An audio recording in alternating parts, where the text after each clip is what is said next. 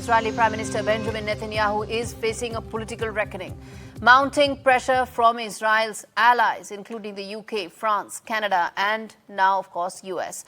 Well, Trump is forcing a potentially historic pivot. On Tuesday, Britain, what it did was it suspended trade talks and sanctioned Israeli settler outposts, calling Israel's blockade of aid to Gaza as indefensible.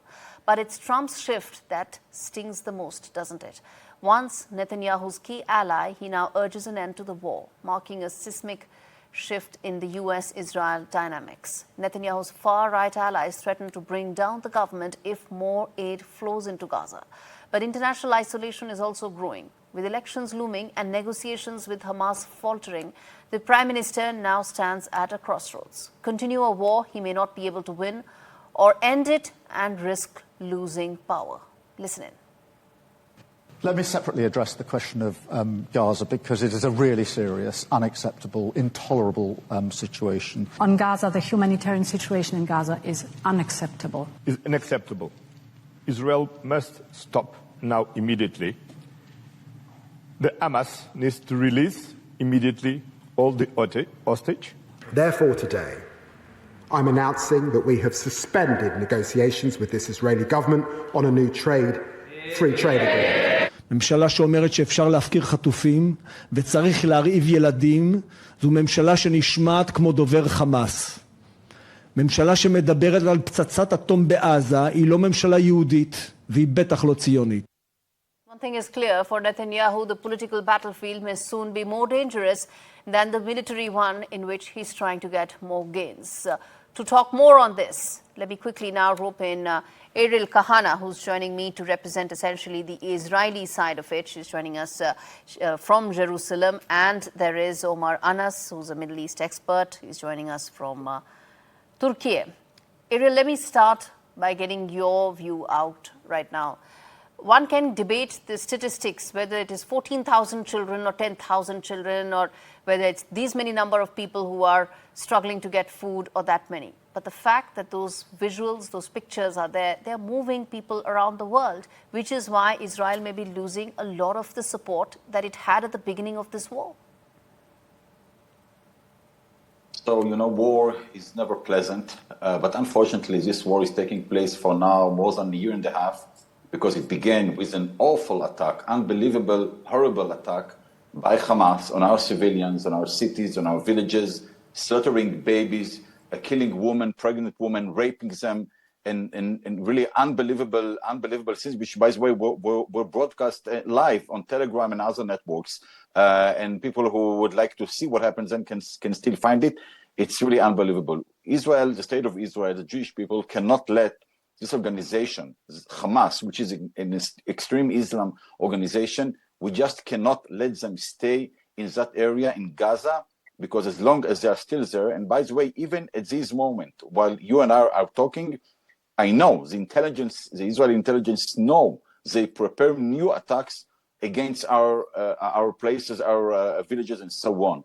So we have actually two options. One is to let them stay and let them make the next attack. Okay. I think, and the other one is to defeat them. Now it's a war. It's very hard. And by the way, they can surrender now, give back our 59 hostages they still hold after a year and a half, and the war will end. I do not. Other options, two different options. I do not dispute anything that you said. It did start with Hamas.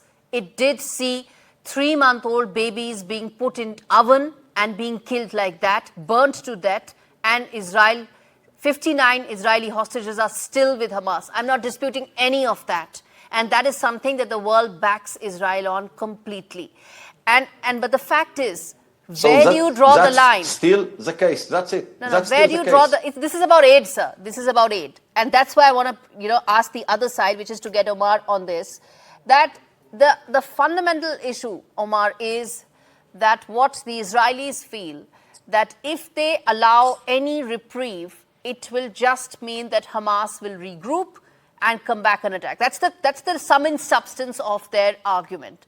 How do you give comfort to Israel that while this war may be going on, aid has to flow in? And where do you find that distinction? Look, I think that this war is no longer at this stage is no longer about Hamas. It is, if we see the strategy which Netanyahu is following, he is not trying to destroy Hamas. And by the way, let me also remind our friend here is that it is Israel who had supported Hamas in 1980s against PLO. First of all, Hamas- Mr. Anas, I have a request, and that request is to both of you. You want to go back in time, we can go back all the way. But that doesn't solve the problem, right? Because you and I are sitting in studios and sitting in comfortable rooms. There are 59 Israeli hostages who haven't seen daylight in almost 19 months. And there are these children in Gaza who are facing starvation. Let's be very clear. Let's not go back in time. Let's now talk about trying to find some sort of a solution, and also in the wake of the diplomatic isolation that Israel is facing. Yes, Mr. Anas, I want to understand from you that are there any options left on the table to solve this? To be very honest, the only option is left is that Netanyahu must declare a ceasefire, even unilaterally, because the international opinion and most of the European countries, they are now convinced that this war is no longer about Hamas. Israel has achieved everything against Hamas. Israel has already killed the maximum number of leadership, the top leadership, even a large number of their soldiers as well. Now it is the civilians who are being victimized and who are suffering at this time. So I think that this is the main problem. Why is Netanyahu is not declaring a ceasefire? Why he is not agreeing to a ceasefire? He has political compulsions. He has domestic challenges. So he is using this war for his survival. And let me put that out. I want to play some of those graphics again, which talk about what could be the next options as far as the Israeli Prime Minister is concerned. The fact that his government could in fact fall because the far right want this to continue. The fact that US will or may withdraw support, leaving Israel completely isolated. The fact that there was a big Middle East tour which did not include Israel. Those limit the options, Ariel, doesn't it, for Mr. Netanyahu? So it's not about political interest here inside Israel, and it's not about, God forbid, it's not about civilians in Gaza, not at all. By the way, the one who are torturing, even in these days, the civilians in Gaza are Hamas, are the Hamas people. I don't know if you know, but every day there are a lot of, you can see it on the social media, but also in the streets in Gaza, people demonstrating against Hamas. People in Gaza are calling Hamas to stop the war, because Hamas is the one to use civilians. He's using Palestinian civilians to kill Israeli civilians.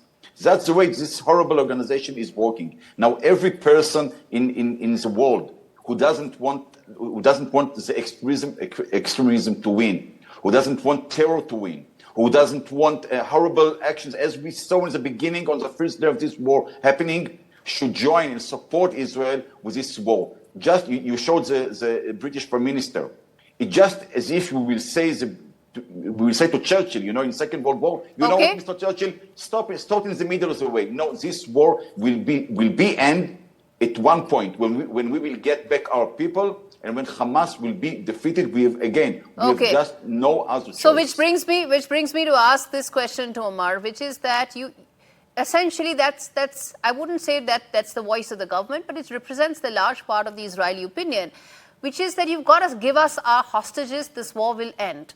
Why is Hamas not ending this war by giving those hostages? Because if Mr. Netanyahu is willing to go ahead, even when he faces global censure, it means that the international community can only do so much as well.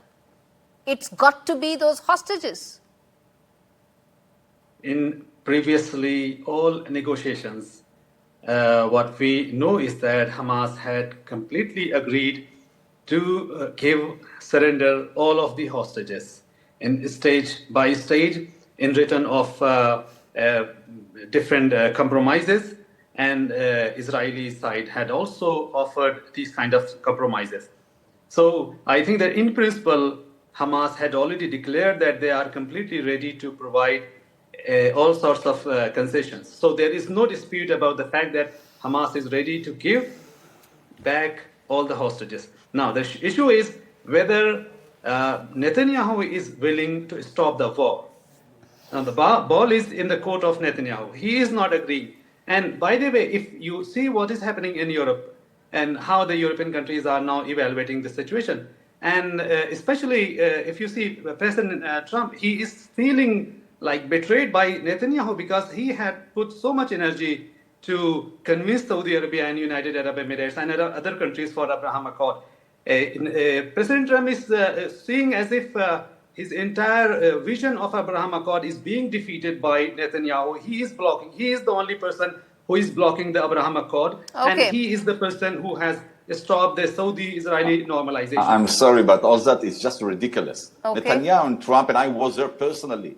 There's one who made the Abraham Accord. There's one who wants now to go on with the Abraham Accord. But all the countries of the Abraham Accord, including the UAE and Bahrain and many other Arab countries, all of them, and by the way, Western countries as well, all of them support, and of course the US, all of them support the Israeli goal to eliminate Hamas. No. This region cannot survive as long as Hamas is still here. That's the point. I don't think that distinction has clearly emerged as clearly in the Israeli political leadership as it should, that the war against Hamas and the battle against the people of Gaza, particularly the children, as I said, are two different things. I'm going to leave it there.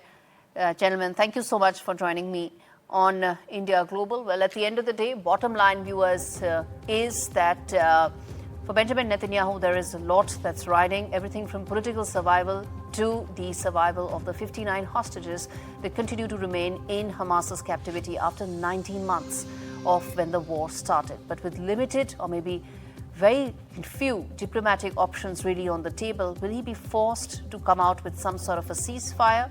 Or will he try and play Trump administration just like President Putin has been able to do so for several months? Well, no one has the answer, but limited time is available, at least for the people of Gaza who need food, and they need it now.